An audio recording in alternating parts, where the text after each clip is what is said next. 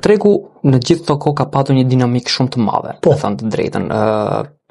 Ka patur një rritje të cilën në fakt neve nuk e pristim që do arrinte këtë lloj rritje, por duke patur parasysh disa faktorë siç janë e para rritja e investitorëve të huaj.